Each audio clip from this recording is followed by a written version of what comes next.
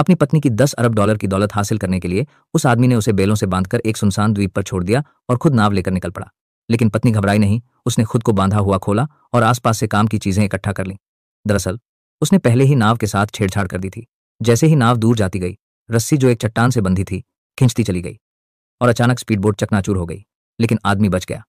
उसकी पत्नी, जो पहले धनुष बाण चलाने वाली तीरंदाज थी, उसने शाखाओं और बेलों से एक साधारण धनुष तैयार किया और अब वो उसे एक सरप्राइज देने के मूड में थी। आदमी तैरकर किनारे पर पहुंचा और पत्नी को ढूंढने लगा। तभी वो एक गुफा में पहुंच गया। अचानक अंदर से शोर सुनाई दिया और उसने देखा कि वहां इंसानी खोपड़ियां लटक रही हैं। वो समझ गया ये लोग आदिवासी नरभक्षी हैं। डर के मारे वो जंगल की ओर भागा और तभी उसे अपनी पत्नी दिखी।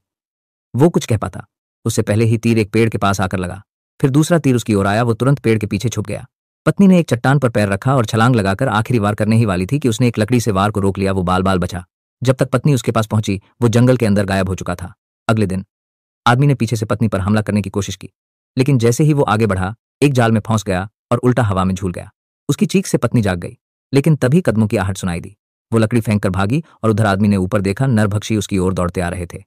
वो जैसे तैसे बेल पकड़कर खुद को बचा पाया। उधर पत्नी भी भागते हुए उनके इलाके में जा पहुंची। तभी एक विशाल हाथ गुफा से बाहर निकला और उसे अंदर खींच लिया। ये उसका पति था। वहीं उनका झगड़ा खत्म हुआ और दोनों ने साथ भागने का फैसला किया। लेकिन तभी नरभक्षियों ने दोनों को बेहोश कर दिया। पत्नी को अग्निदेव के लिए बल देने के लिए बांध दिया गया और पति को जलदेव को चढ़ाने के लिए कैनों में बिठाकर नदी में छोड़ दिया गया। नाव बहते बहते झरने की ओर बढ़ी, लेकिन उसने चट्टान पकड़कर खुद को बचा लिया। फिर नरभक्षियों जैसा भेष बनाकर वो उनके बीच घुस गया और मौका मिलते ही मुखिया को गिरा दिया। आग को लात मारकर बुझाया और पत्नी को उठा लिया। दोनों एक साथ पहाड़ी से छलांग लगाकर पानी में कूद पड़े। फिर किनारे आकर उन्होंने एक नाव ली और आखिरकार उस भयानक द्वीप से बच निकले।